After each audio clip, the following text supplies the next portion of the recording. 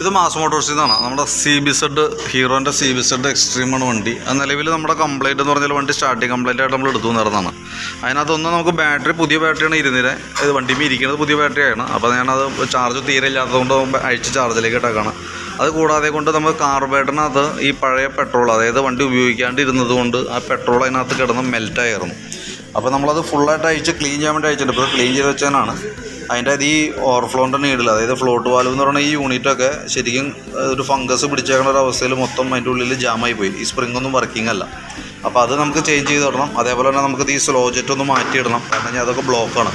അതേപോലെ carburettor cleaner ഉപയോഗിച്ചിട്ടൊന്ന് clean ചെയ്യണം. അപ്പോൾ ക്ലീൻ ചെയ്ത് വെച്ചാലാണ് അതിൻ്റെ ഉള്ളിൽ അത്യാവശ്യം നല്ല രീതിയിൽ അഴുക്കുണ്ടായിരുന്നു. അപ്പോൾ അത് നമുക്ക് ക്ലീൻ ചെയ്താൽ തന്നെയാണ് അത് കറക്റ്റ് ആവുള്ളൂ. കൂട്ടത്തിൽ കൂടെ നമുക്ക് അതിൻ്റെ സ്പാർക്കിൻ്റെ പ്ലഗ് നമുക്ക് മാറ്റിയിടണം കേട്ടോ, കാരണം അതിനകത്ത് അത്യാവശ്യം ആ പെട്രോൾ ഉള്ളത് കൊണ്ട് തന്നെ നമുക്ക് അത് ശരിക്കും പറഞ്ഞാൽ ആ ഷോർട്ടിങ് സാധ്യത കൂടുതലാണ്. അപ്പോൾ അതും കൂടി നമുക്ക് ചെയ്യേണ്ടതായിട്ടുണ്ട്.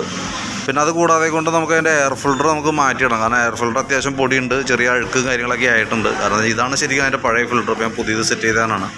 അപ്പോൾ അതും കൂടി ഒന്ന് ചേഞ്ച് ചെയ്തിടാം. അത് കൂടാതെ കൊണ്ട് നമുക്ക് ടാങ്കിനകത്ത് പഴയ പെട്രോളാണ് കിടക്കുന്നത്. അതും അത്യാവശ്യം നല്ല രീതിയിൽ ഇതേപോലെ തന്നെ അഴുക്കുക. നമ്മൾ മൊത്തം ബാക്കിയത്തെ ക്ലീൻ ചെയ്തിട്ട് ആ പെട്രോൾ തന്നെ ഇറങ്ങി വന്നേന്നുണ്ടെങ്കിൽ അതിനകത്ത് കാര്യമില്ല. അപ്പോൾ നമുക്ക് ടാങ്ക് ഫുള്ളായിട്ടുള്ള പെട്രോൾ ഊറ്റിക്കളഞ്ഞതിന് ശേഷം ഒന്ന് സർവീസ് സ്റ്റേഷനിൽ കൊടുത്ത് നല്ല രീതിയിലൊന്ന് വാട്ടർ സർവീസ് ചെയ്ത് ഉണക്കിയിട്ട് വേണം നമുക്കതൊന്ന് സെറ്റ് ചെയ്യാനായിട്ട്. എന്നിട്ട് പുതിയ പെട്രോൾ അടിക്കണം. അപ്പോഴാണ് അത് കറക്റ്റ് ആവുള്ളൂ കേട്ടോ. വണ്ടി ഉപയോഗിക്കാണ്ടിരുന്നിട്ട് വന്ന മിസ്റ്റേക്കുകളാണ്. അത്രയും കേസാണ് നമുക്ക് പ്രത്യക്ഷത്തിൽ നമുക്ക് നോക്കുമ്പോൾ തോന്നണത്. ഞാനപ്പോൾ അതൊന്ന് ഏകദേശം നമുക്ക് അത് ചെയ്യുമ്പോൾ തന്നെ നമുക്ക് ഏകദേശം എത്ര വരും എന്നൊരു എസ്റ്റിമേറ്റ് ആക്കി നോക്കിയിട്ട് അതിൻ്റെ ഡീറ്റെയിൽസ് ഒന്ന് വാട്സാപ്പിലേക്ക് ഒന്ന് ഷെയർ ചെയ്തിടാം കേട്ടോ. അതിൻ്റെ എയർ ഫിൽറ്ററൊക്കെ വരുമ്പോൾ നമുക്ക് 152 എയർ ഫിൽറ്റർ വരാം. നമുക്ക് അതിൻ്റെ ഫ്ലോട്ട് വാൽവ് എന്ന് പറഞ്ഞതും ഫ്ലോട്ട് വാൽവും സ്ലോ ജെറ്റും ഹീറോയിൽ കിട്ടാത്തത് കൊണ്ട് നമ്മൾ അതിൻ്റെ ഹോണ്ടയുടെ ജെന്യുവൻ പാർട്സ് യൂസ് ചെയ്യണത്. അതിനകത്ത് സ്ലോ ജെറ്റിന് വരുമ്പോഴത്തേക്ക് 63 രൂപ തന്നെയാണ്. ഫ്ലോട്ട് വാൽവ് വരുമ്പോൾ 209 രൂപയാണ്. യൂണിക്കോണിൻ്റെയും CBZ എക്സ്ട്രീമിൻ്റെയും സെയിം പാർട്സാണ് കേട്ടോ ഇതൊക്കെ.